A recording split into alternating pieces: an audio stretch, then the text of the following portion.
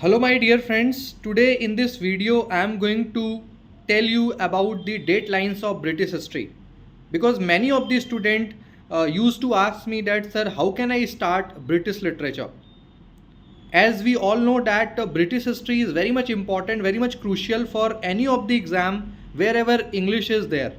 For you can say TGT, PGT, or you can say UGC, NET, GET, or even state eligibility test kind of exam.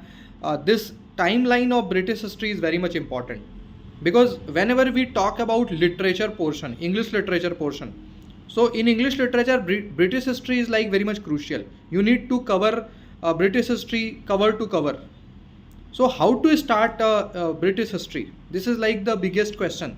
Okay, so today in this video I am going to tell you about the timeline, because once you become familiar with the timelines of British history, it would become very much easy for you to cover the entire English literature. So guys, when we talk about English, basically English literature, so it started with the age of Chaucer, 1340, the birth of Geoffrey Chaucer, who is also called the father of English literature and also called grandfather of English novel.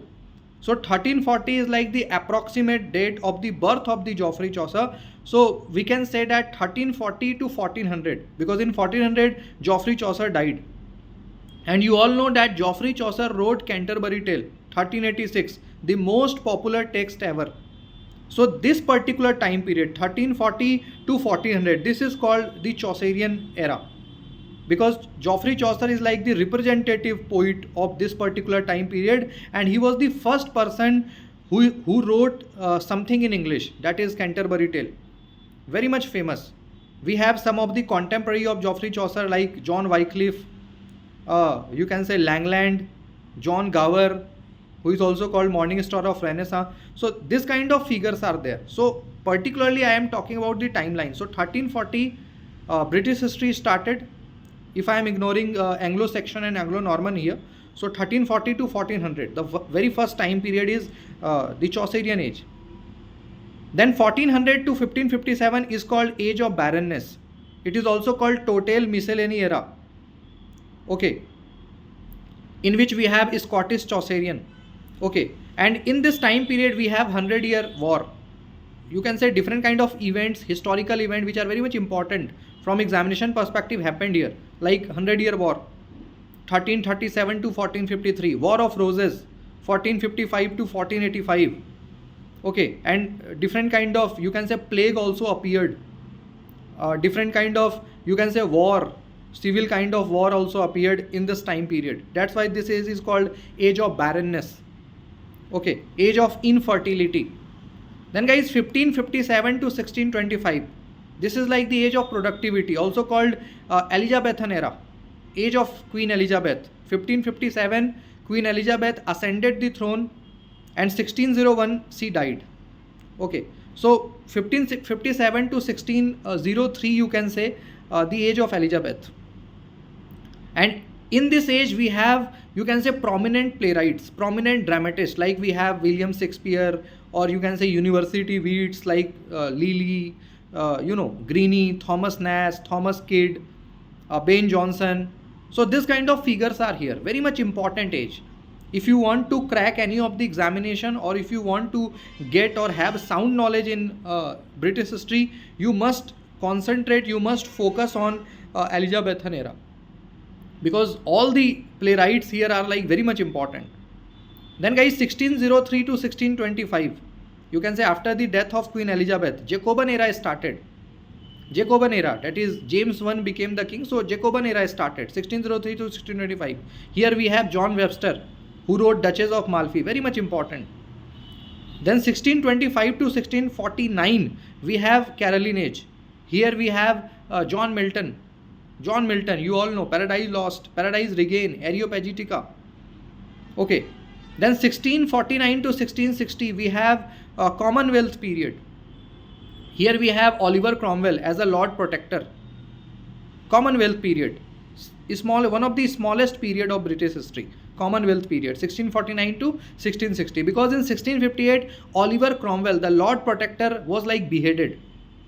Okay, And in 1660, Charles II again became the king of England. That's why it is called Restoration Age. Monarchy again restored. So 1660 to 1700. This is called Restoration Age. Here we have William Congreve, Afra Bain and all. So this is also very much popular, very much important. Afra Bain, Orunokhu, Way of the World by William Congreve. Okay. Then 1700 to 1745, you can say Age of Alexander Pope, Augustan Age, or you can say Neoclassical Age. So Alexander Pope, you all know, very much you can say popular, one of the greatest satirist ever. Okay, Jonathan Swift we have here. Then 1745 to 1798, we have the age of William Blake, or you can say pre-romantic era. William Blake, you all know, Song of Innocence, Song of Experience, very much popular. Then guys, 1798 to 1850, you can say. 1798 to 1850 is called Romanticism, the age of romantic era. We have William Wordsworth, S.T. Coleridge, P.B. Shelley, Lord Byron, Charles Lamb and all, Thomas de Quincey. Then 1837, actually in 1837, Queen Victoria became the queen. You can say she ascended the throne. So in 1837, Victorian age started, 1837 to 1901. And this is like the golden period, because Queen Victoria gave lots of flexibility to the literatures. Here we have Charles Dickens or different kind of novelist here. Okay, later on D.H. Lawrence also came into prominence. Then 1901 to 1945 is called modern age, also called modernism. Okay, here we have Harold Pinter, okay, Toni Morrison, and you can say Virginia Woolf, okay, James Joyce. So this is modernism. Then 1945 to 1990 is called postmodern age. Here we have Jacques Derrida, Edward Said, Azaz Ahmad, Gayatri Chakravarti Spivak, Michel Foucault, Roland Barthes. So this kind of, you can say, critique are there, because in postmodernism is very much important. We have structuralism here, post-structuralism, okay, then queer theory, gender theory. So different kind of theories emerged or became prominent in postmodern era.